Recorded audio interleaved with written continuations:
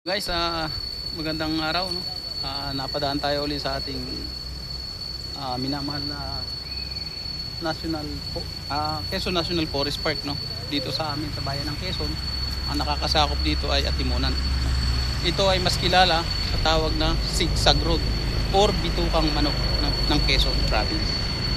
Dito guys, kailangan marunong kayong dumaan, marunong mag-ingat at marunong sumunod sa mga rules and regulation dahil ito ay forest land. Nang una sa ating mga motorista, no? Kapag may mga paakyat, priority po natin pinagbibigyan dapat ay paakyat.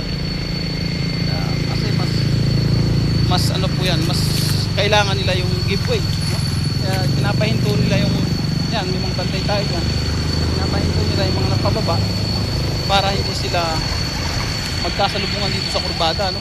Kaya napakadelikado ng kurbada rito. Kaya may mga nagbabantay dyan. Sa ating mga motorista naman, no? Kahit kunting barya lang, hulugan nyo naman, o bigyan nyo ng kunting barya yung ating nagbabantay, no? Pambili man lang ng tubig sa pagkain. So yan, yan yung kailang kapag napakan. Wala namang sweldo yan guys dito sa ating barangay. Yan ay voluntary nilang. Kaya ang kunting barya nyo pwede nyo ibigay, pwede nyo ilagay. Ambulansya. So priority yan dapat. Kaya lang mayroon hindi sumusunod eh, no? Hindi siya nag-giveaway, no? Dapat mag-giveaway. Mas priority dapat yung pahon.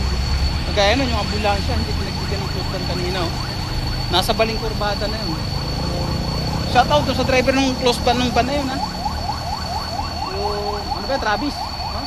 Shoutout sa'yo, kaibigan, mali yung ginawa mo.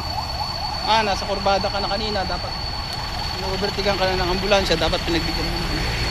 Napakabilikado yung ginawa mo. So nagpahinga kami sa dito guys, nandun ang aking asawa, nilagyan ko ng duyan dun, may puno. Kasi may puno.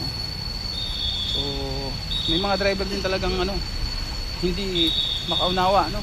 At hindi ko alam kung hindi marunong magbigay o talagang ayaw lang magbigay. Napakadelikado ng ginawa kanina, Travis na FB na yun. So ayan, kita nyo naman, may mga nagsisinyas dyan, O dapat sumunod kasi nahihirapan yung paakyat, dapat yung mga umakyat ay priority, no? So, kaya konting barya lang naman, huwag nyo naman pagdamutan kasi napakahirap din naman magkaway-kaway dito, wala namang mga sweldo yan, no? Yan ay volunteer lang ng barangay, no? Kung meron man yan, honorarium, no? Ayan, kagaya yan, no? Kailangan lang huminto, kasi kailangan silang pagbigyan yung paakyat. Ayan, so yan, naubos na yung paakyat, so pababa na naman sila.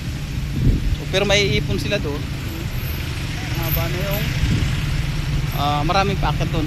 So ayan guys, nakikita nyo naman. Kaya doon sa mga mga motorista natin, no?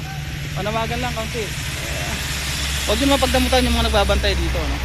Init, kagaya nung nandun sa gitnang baling kurbada na yun, pangatlong kurbada, napakainit ang pwesto nyo. Pero nagtsatsaga kahit walang sweldo, no? Kahit walang sweldo yan, nagtsatsaga konting abot-abot lang. Hindi, mayroon lang volunteer siguro ng barangay or honorarium, ika nga. Kaya sa mga motorista natin, sa mga rider, no? Guys, huwag niyong pagdamutan, konting barya lang. At lagi niyong tatandaan guys, priority pinagbibigyan dito ay paahon, yung paakyat, no? Yung paakyat kasi ang pinakamahirap dito, yung pababa madali lang. Kaya ang priority dito pagbigyan yung mga paakyat na yan. Okay? Hanggang dyan lang muna guys, at tayo lalarga na rin.